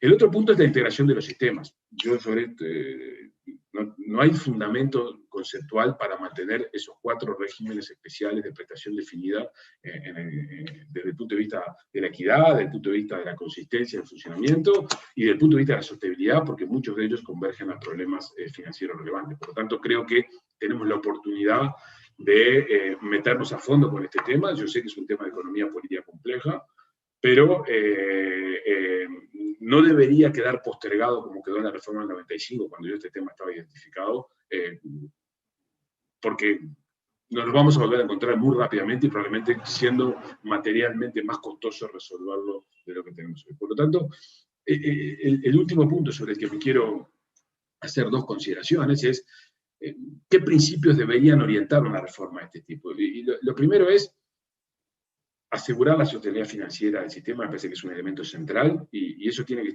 ser consistente con alentar una mayor equidad actuarial. Esos 2 principios me parece que, y el balanceo de esos 2 principios deben estar permanentemente sobre la mesa, siendo evaluados por la Comisión en los diseños que establezcan. Luego es tratar de corregir o de introducir una trayectoria de corrección de la inequidad intra e intrageneracional por todo lo que hemos discutido aquí. El tema de las transferencias de ingresos de población joven a población adulta mayor en Uruguay es un tema bien relevante, y el tema de las transferencias entre sectores donde no necesariamente los beneficiarios son la población más vulnerable es relevante, y por eso la reforma de las cajas paraestatales y la reforma de los sistemas especiales se vuelve central. El siguiente punto es que yo creo que tenemos que aislar el resultado fiscal de riesgo demográfico, es algo que Pablo al final señalaba. Tenemos que encontrar la manera de definir que nuestro sistema de seguridad social sea un sistema que atienda temas de seguridad social, y todos los temas que tengan que ver con distribución del ingreso en la escuela más vulnerable de la población tienen que estar atendidos y atacados por esquemas de transferencias, de ingresos transferencias específicamente destinados a la población vulnerable. Afortunadamente Uruguay tiene un sistema de pensiones no contributivas sobre el cual puede crecer y sobre el cual puede construir una densidad digamos, de esquemas suficientes. Este es un tramo, en el caso de los adultos mayores, relativamente bien cubierto, por las mismas cifras que manejaba Fernando hace un rato. La tasa de pobreza en las personas menores de 65 años es apenas del 2%. El último punto, y termino con esto y me pido disculpas por las extensiones, me parece muy importante lo que Ariel decía cuando iniciaba su intervención. Él decía, no pensé que me fuera a encontrar con una reforma otra vez en mi horizonte profesional. Y en realidad, eso tiene que ver con que en Uruguay las reformas que hemos ido haciendo, como la del 95, tuvieron un componente incompleto y un componente gradual. Y eso tiene que ver con la economía política de las propias reformas. Es muy difícil que nosotros nos vayamos a convencer ahora que la reforma que vamos a lograr instrumentar en este periodo de gobierno es una reforma que va a resolver por un periodo muy largo de tiempo todos los problemas que tenemos planteados en el sistema. Más bien, creo que no, porque justamente la economía política de la reforma lo que va a generar son soluciones parciales, va a introducir mucha resistencia en algunos colectivos, y por lo tanto la solución transaccional que va a emerger es una solución de naturaleza parcial. Y eso es lo que nos debería dar lugar, es que tenemos que pensar más que en una reforma, en una agenda de reformas flexible, con un cronograma en el tiempo, donde vayamos atacando cuáles son los problemas más urgentes y vayamos secuenciando, pero estableciendo de una manera clara y taxativa, no que esto se posterga para la próxima reforma dentro de 20 años, sino que el año que viene vamos a atacar el siguiente tema, el siguiente año vamos a atacar el siguiente tema, y así vamos a tener una agenda de reforma construida alrededor de una política de Estado, en torno a la cual vamos a estar permanentemente revisando este componente, que es un componente sustantivo de las finanzas públicas, en un país donde las finanzas públicas son el ancla de la estabilidad macroeconómica. Si nuestra estabilidad fiscal sufre algún tipo de accidente o genera incertidumbre futura, es claro que en algún lugar del funcionamiento de la macro lo vamos a estar parando. Por lo tanto, yo adhiero enfáticamente a lo que Fernando planteaba o insinuaba en el final de su intervención, donde la institucionalidad que vaya a emerger de esta reforma, que creo que es clave,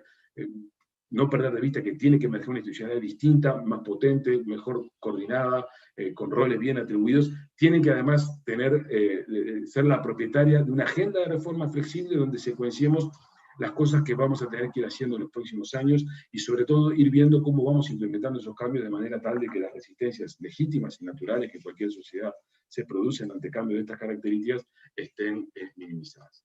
Esta era mi intervención y agradezco su atención. Muchas gracias, Gabriel, muchas gracias, Pablo. Bueno, vamos muy bien con los tiempos. Veremos si tenemos alguno de los integrantes de la comisión o participantes que quiera hacer un comentario o alguna pregunta. Estoy mirando manos levantadas y no las estoy viendo de momento. Bien, mientras los compañeros se van motivando, yo tengo una. Y creo que es para Ariel. Ariel planteaba la necesidad de abordar el tema del régimen previsional militar y de llevarlo a, bueno, digamos, de alguna manera hacerlo converger con el régimen general. Este problema, obviamente, no es la primera vez que se identifica. En tu experiencia de gobierno, Ariel, ¿qué fue lo que obstaculizó en anteriores oportunidades introducir esta reforma?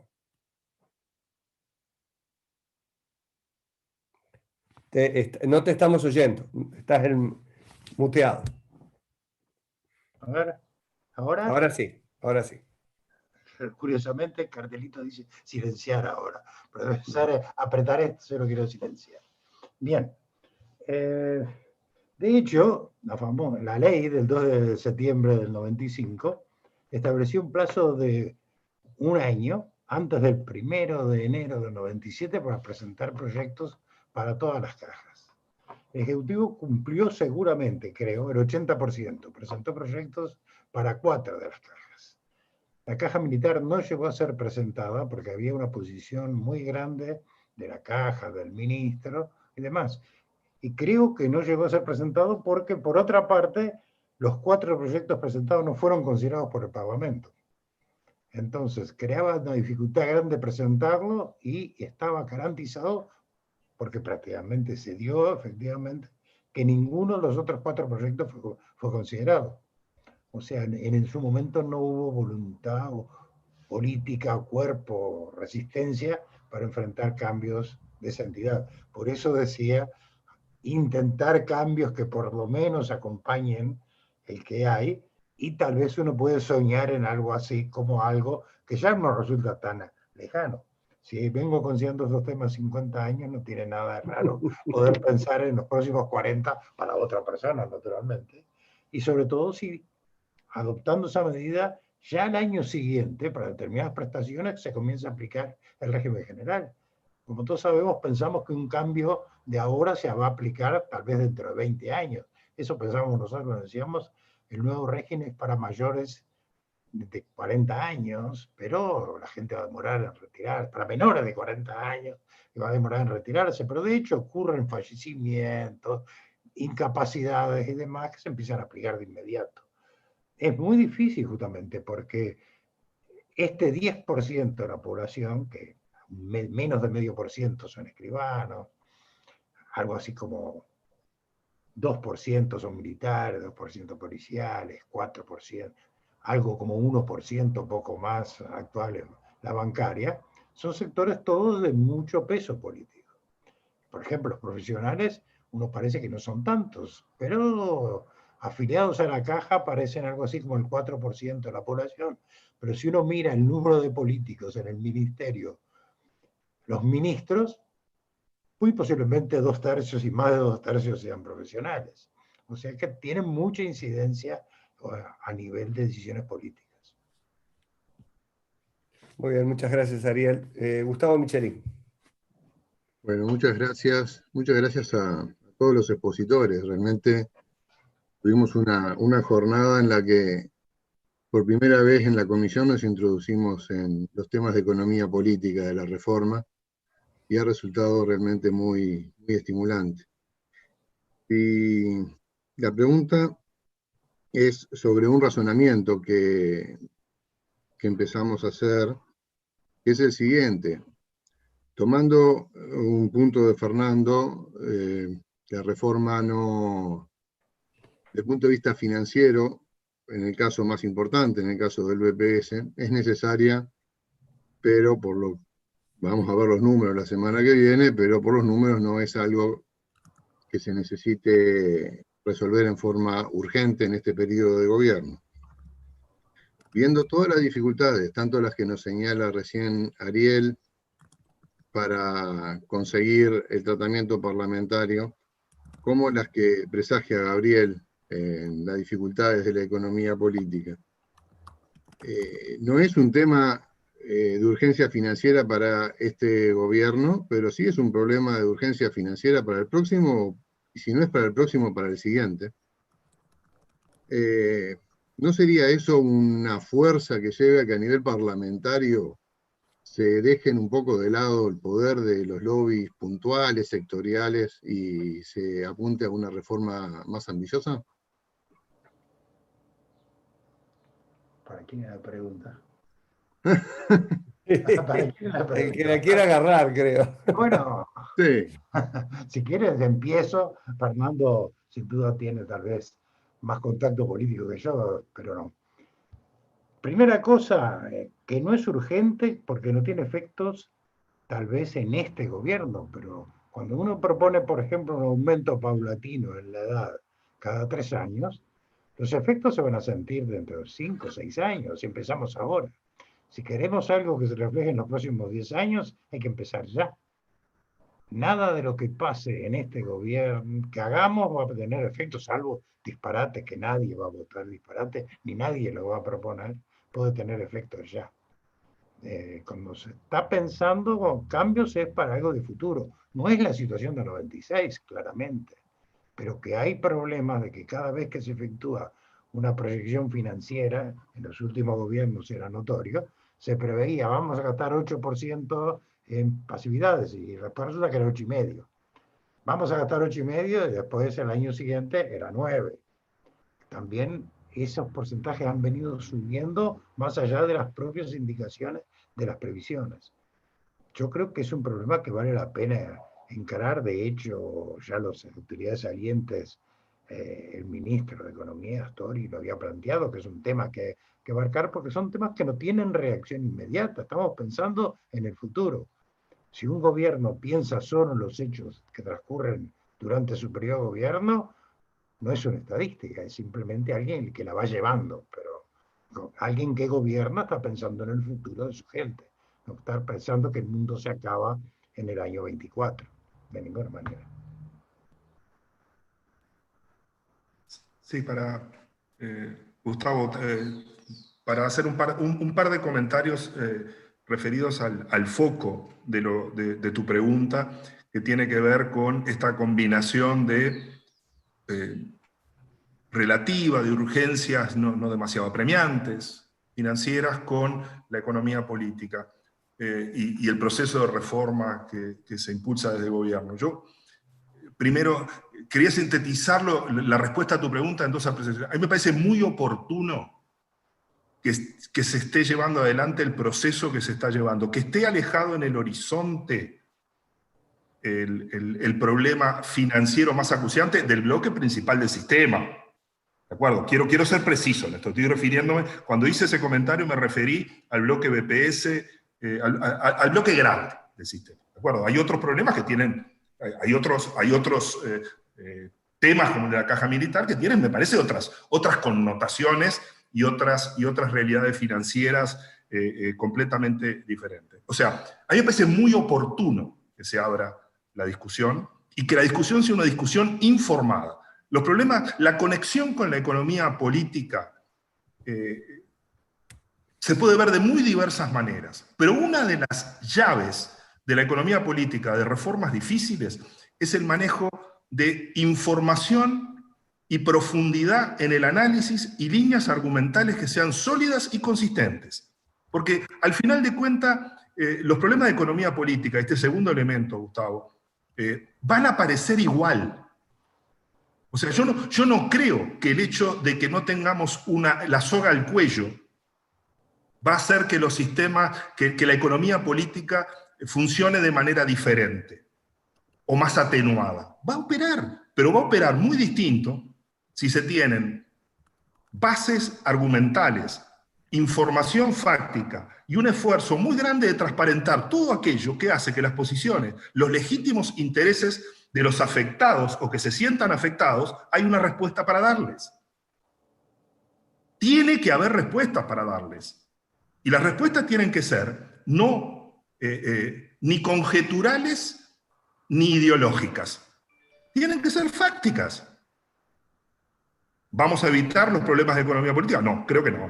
Creo que no, que los problemas se van a plantear de todas maneras. El problema, toda reforma que involucre aspectos como los que toca una reforma de seguridad social, tiene una compleja economía política. Hay que aceptarlo. Ahora, si querés evitar ese problema, no te metas en el tema. Ahora, ¿cuál es el problema? Quizás el principal mensaje que hace a la economía política y a la dinámica de la economía política de una reforma de este tipo. Es, si esperamos y las cosas se vuelven más graves y los problemas se vuelven más acuciantes, la posibilidad de que la economía política actúe de una manera distinta y que los intereses afectados sean más importantes es mayor. Por tanto, la defensa de la oportunidad y de una institucionalidad que ayude a que las cosas se hagan oportunamente. Llegar tarde en cualquier tema es complicado, pero llegar tarde cuando están involucrados el tipo de intereses que están involucrados en esto y además la capacidad de impacto fiscal que tienen no resolver bien estos problemas es muy grande. Muchas gracias, Fernando. Bueno, estoy revisando a ver si tengo algún otro pedido, si no estamos en el tiempo que se había pautado para la actividad de hoy.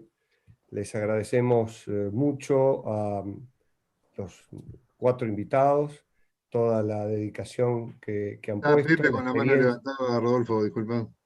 ¿Quién? Pepe tenía la mano levantada. Ah, pero no me la levantó en el sistema, no sé dónde levantó la mano, Pepe, que no lo veo. No, lo que Perdón, pasa es que Pepe. aplaudió. Ah, está. Pepe, adelante, por favor. Vi una manito y la puse ahí. Ah, No, está bien. una pregunta para cualquiera de los expositores que quiera tomarla nomás es, ustedes abordaron el tema de las aportaciones, que no hay margen para subirlas, estamos hablando de las aportaciones sobre la nómina.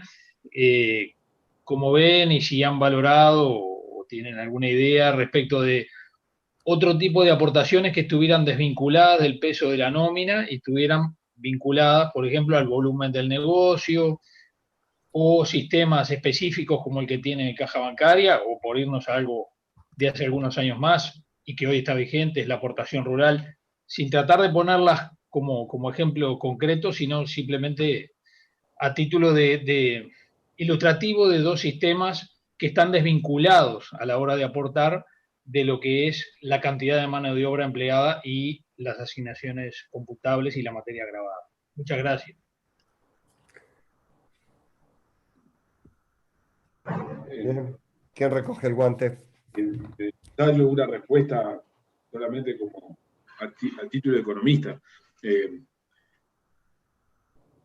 La respuesta de naturaleza general, porque por supuesto para dar una respuesta fundada a estas cosas uno tiene que hacer un análisis de algo, una propuesta concreta y evaluarla específicamente, pero pensar que existen esquemas de gravamen a una actividad o a un conjunto de actividades para financiar el sistema de seguridad social, que pueden ser, aunque de naturaleza distinta a un gravamen que esté relacionado con la cantidad de trabajo, que no termine teniendo alguna repercusión sobre él, creo que no es correcto, porque en realidad lo que tenemos hoy es una tasa de gravamen sobre la actividad económica, que no es menor en términos comparados, independientemente de cómo está compuesta.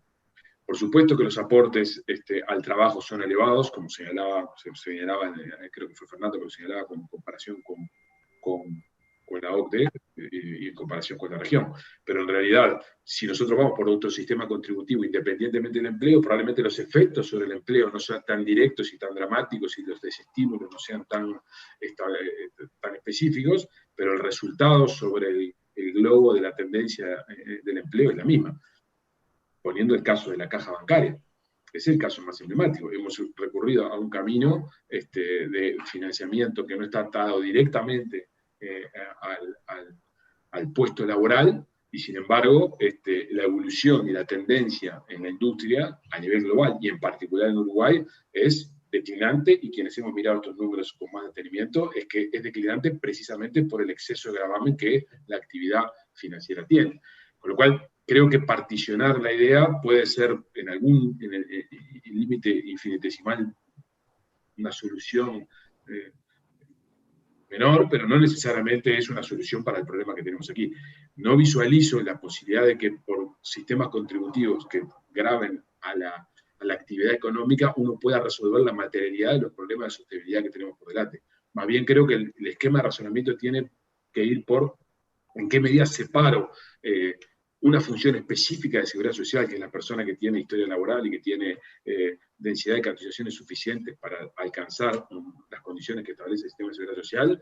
Ahí sí tengo un sistema de seguridad que tengo que financiarlo con contribuciones que están asociadas a la actividad económica, y todo lo demás, que tiene que ver con personas que están en la cola vulnerable, la población, tengo que ir a un esquema de transferencias específico, directo, de protección, porque no forma parte de un sistema de seguridad social, en el sistema previsional, perdón, sino que forma parte de un sistema de protección social más general. Ese me parece que es una forma de abordar el problema conceptualmente más fácil para atacar algunos de los problemas que tenemos por delante.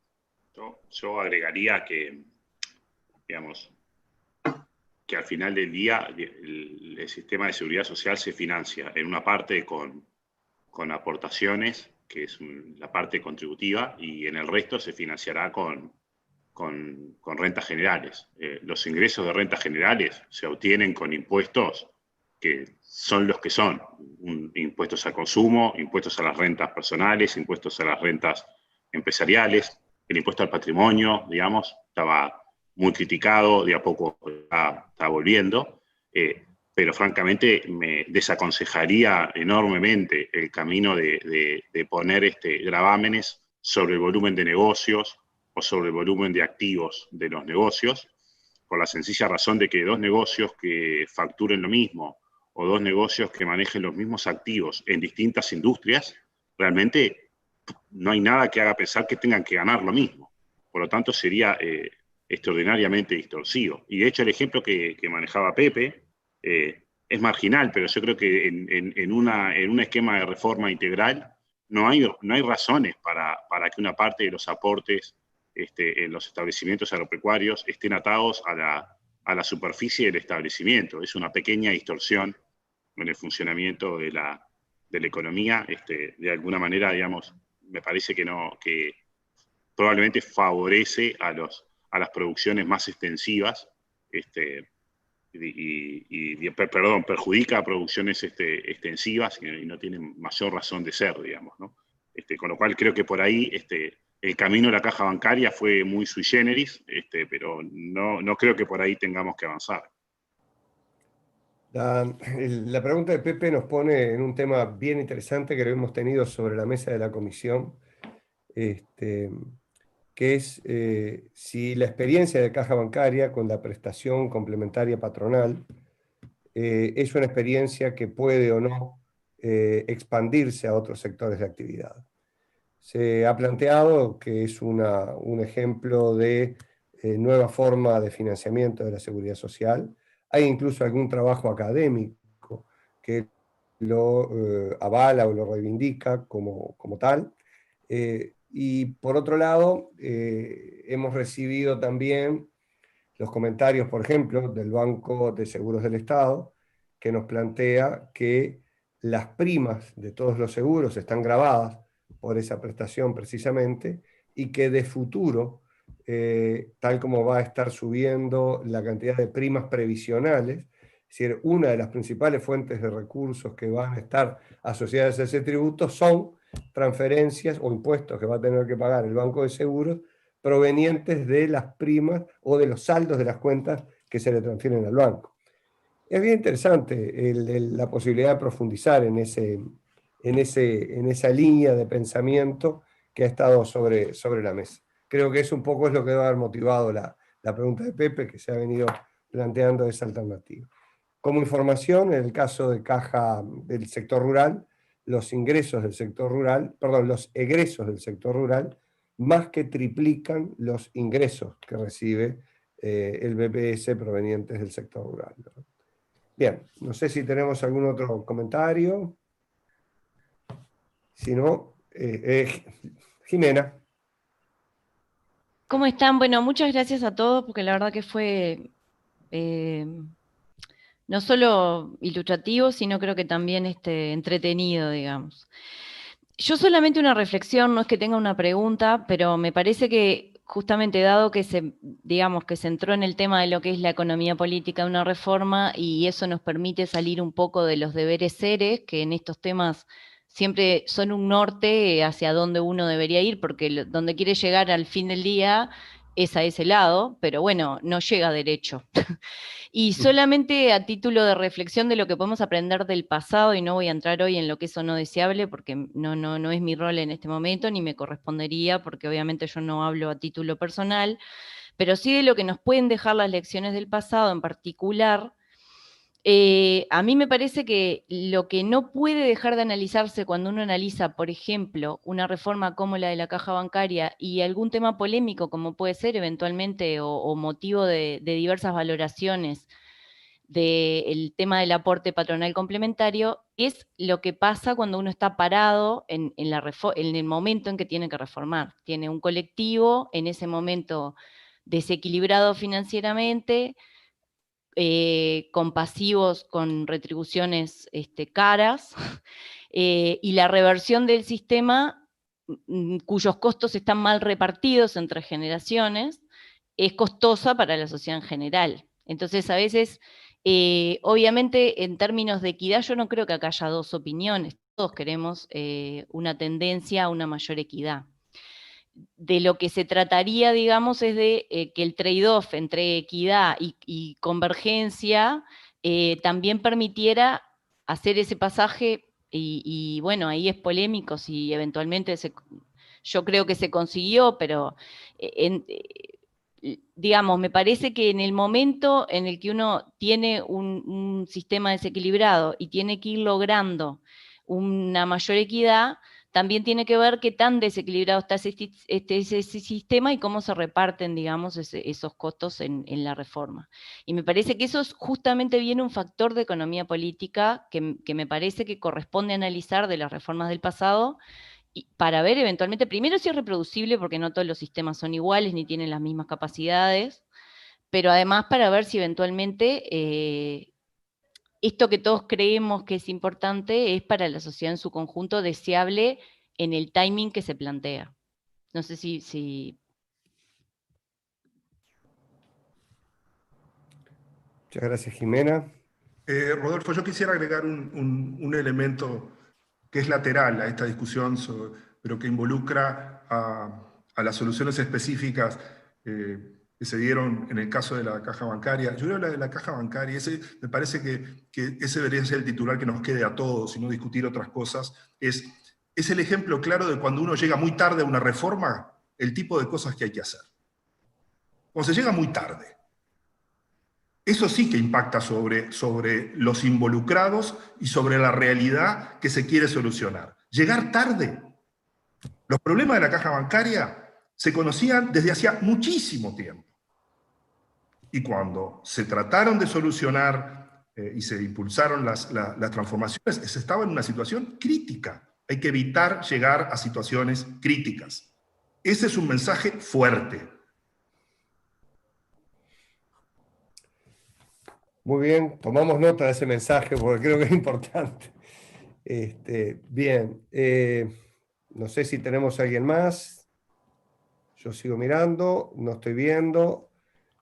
Daniel García Ceballos. No te estamos oyendo, Daniel. Perdón, gracias por sus exposiciones, han sido muy ilustrativas. Un afectuoso saludo, Ariel. Hace tiempo que no nos veíamos, pero me alegra verte también, como siempre.